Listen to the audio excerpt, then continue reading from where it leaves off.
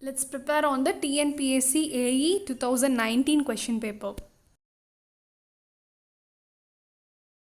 Question 31. A series of concentrated loads traverses a simply supported beam. A series of concentrated load means itself, this means an UDL. Okay. And for maximum bending moment at a given section to occur, the load system must be placed such that. So, how the load system has to be placed so that it gives the maximum bending moment. So this is the question asked. So I will explain this with an example. So let us take a simply supported beam of span 10 meters. Okay. So this 10 meter span beam is cut into a section at a distance of 4 meter from the left end. So let us take this as 4 meters. So that obviously this will be 6 meters. Okay. So now the UDL is a 5 meter UDL. Let us take like that. So it should be placed where means it should be like this. That is 2 meter in the left end and 3 meters on the right of the section. So why I have given this is the ratio. If you take the ratio of this 4 and 6 and 2 and 3 means it should be same. So 4 is to 6 also you will get 2 is to 3 only, and the UDL also it is 2, 3. So the ratio of this UDL and also the ratio of this beam, no, so along the section it should be same. If this is the case means only the bending moment will be maximum. Okay, so if the same you can see it in the 5 meter span also. If you are taking a section in the 5 meter span means then the UDL should be 2.5 meter left and 2.5 meter right, like that it should be placed. So the cutting section should make sure the ratio of both the UDL and the beam should be same. Okay. So option B is the answer. Now you read out that the average loading on the two sides of the section is same. That is, when the section divides the load in the same ratio as it divides the span. Okay. Question 32. For keeping the stress wholly compressive, the load may be applied on a circular column anywhere within a concentric circle of a diameter what? So here they have told this stress should be wholly compressive. No? So this is nothing but we call it as a core of a section. The core means it is the area within which a direct load can act so as to not cause tension at all. Okay, so that is only here they have asked us compression. So for a circle, the answer is D by 4. Okay, so option C is the answer. So if this is your circle means here D by 4 will be your core value. If the same case if you see for a rectangle or square means the answer will be D by 3 or B by 3 in either side, depth or breadth. Okay, you can take it as D by 3 or B by 3. Whereas in circle the core dimension is D by 4. Question 33. In a plastic bending of beams, the shape factor for a rectangular section of width B and depth D is what? So for a rectangular section, the shape factor is 1.5, option A. So here this 1.7, no, so this is for circular rod, and 2.7 we don't have a value, but 2.3 we have for triangular, and then 2 for diamond. So these are the other values, you can note it out.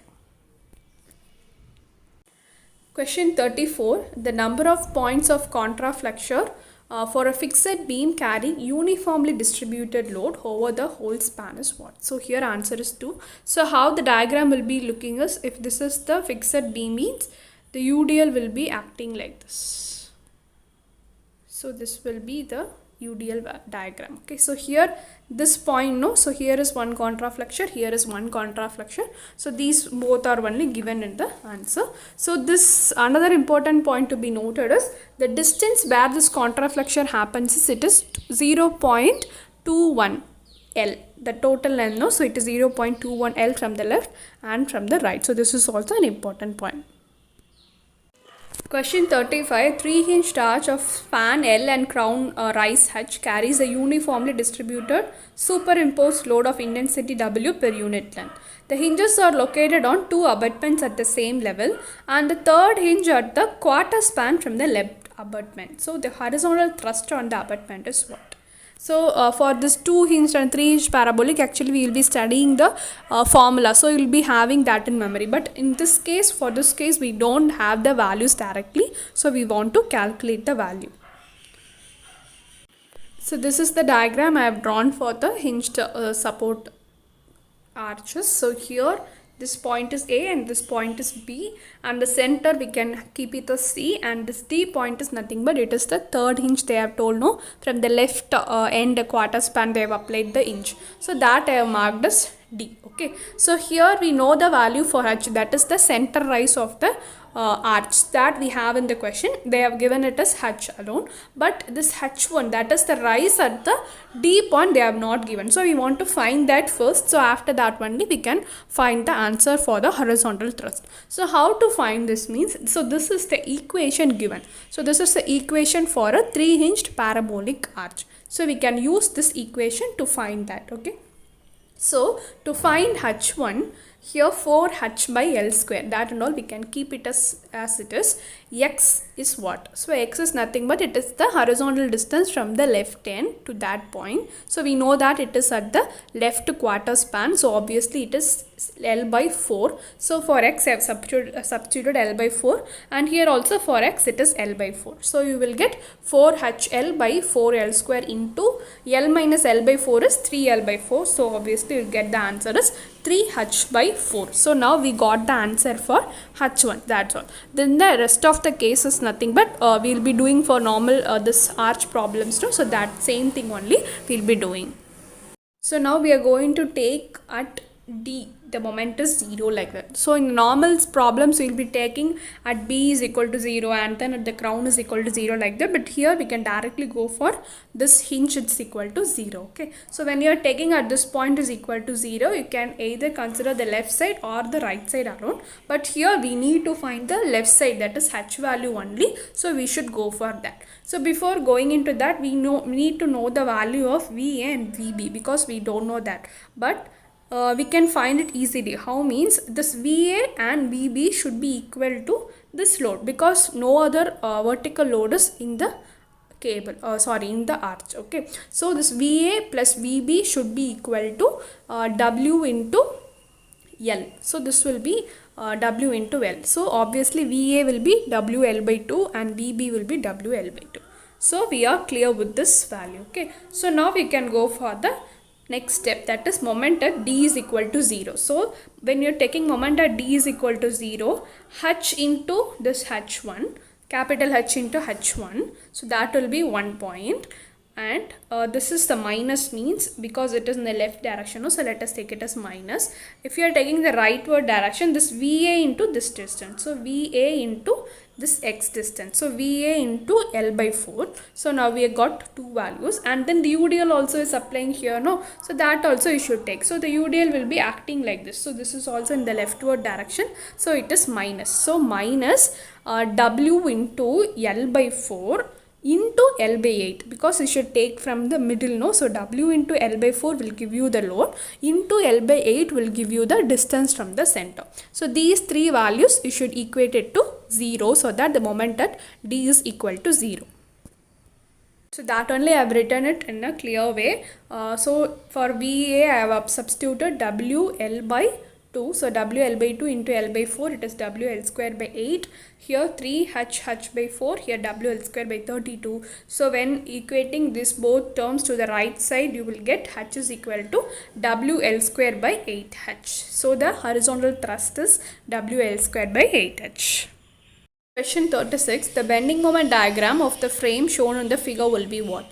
So here they have given a frame. So here also it is a pin support, so here also it is a pin support, and we are having a UDL all over it. Okay, so when you are having a UDL like this on the top of the frame means itself, there will be contraflexion because in here there is no loads or nothing is in the right side left side, so obviously there will be a contraflexion happening here, so obviously this only will be the answer. Question 37. The flexibility matrix corresponding to coordinates 1 and 2 for the structure shown in the figure is what? So this is actually a big question only, but they have asked here for 1 mark. I don't know why. So let us solve this and let us know this flexibility matrix method. Okay, so first see this diagram clearly. So the length is given as L only, and at B they have given two loads or moment like this, and at C also they have given a moment. Okay, so with this only we are going to solve the problem, and here it is a rigid pinned support, and these B and C it is a roller support. Okay, so first let us consider the whole beam as a simply supported beam. Okay, so this is the first step we are going to do. So I have drawn this as a simply supported beam. So this is your A, this is your B, and this is your C. I have just split it and shown there. Okay, and then they have given a load as one, that sorry, the moment is 1 there, no. So with that moment alone, with 1 alone, we are going to solve the problem first, and then we will consider 2 alone. Okay, so we are going to apply a unit moment here. So they have drawn a sagging like moment, both are looking downwards now. So that moment we will consider it as 1 kilonewton meter. So with this we are going to find the reactions in the beams. Okay, so now if you draw the moment diagram, means it will be looking like this only, because only this moment we are having and no other reaction moments there. So this will be maximum here in the middle, and it will be lowering in both the sides. Okay, so here I have given a reaction, that is RA, and in RB it should be RB1 and B2, because it is the connecting point of two beams, no. So B1 is the reaction for this beam and B2 for reaction for this beam, and RC in the right end. So now we want to find the F11 value. Okay, so F11 means 1 is this point. So here only in the question they have given us 1, and here they have given us 2, no. So 1 means it is in the same position 1 due to this one load. Okay, so that is only 1. So here what you should do is the step I am telling you, it is half into, because these are all triangular structures now, so half into the length into the moment by EI into the distance of that opposite reactions from the center of gravity of that point. So this is the procedure you should do. So now I will tell you clearly. So half into, okay, so this is now we can consider this side alone. Okay, so this triangle alone we will consider.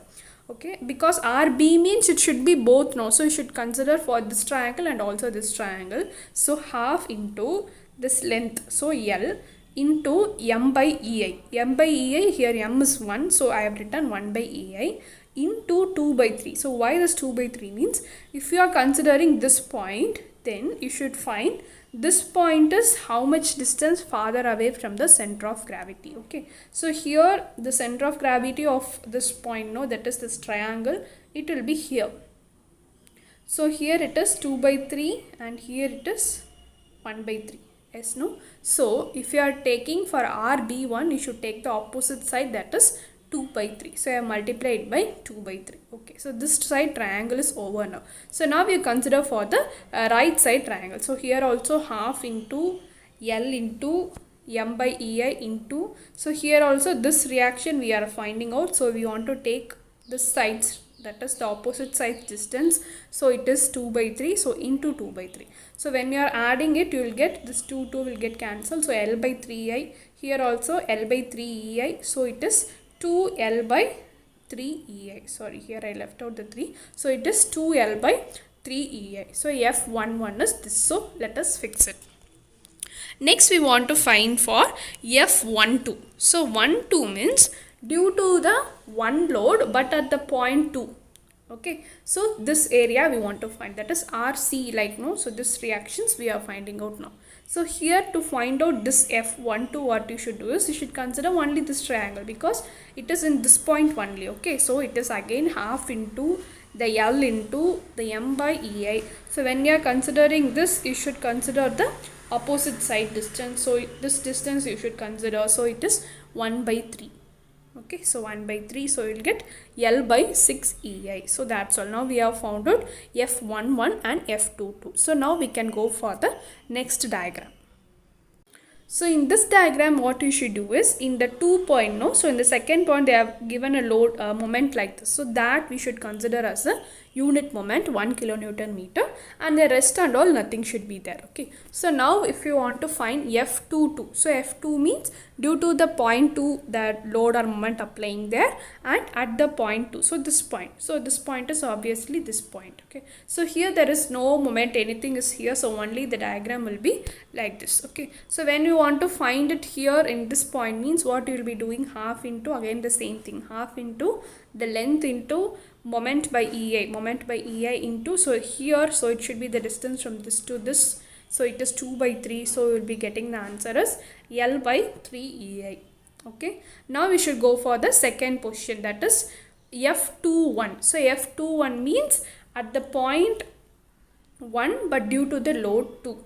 Okay, so that position, again it should be the summation of this RB1 and RB2. So what you will be doing is, it should be this sides and this sides, no, so this side there is no load or no moment, nothing is there, so you can directly put 0 here. Okay, but when you're considering the right side triangle, it is again half into L into m by 3I into, so this reaction, so the distance between this and this, that is 1 by 3.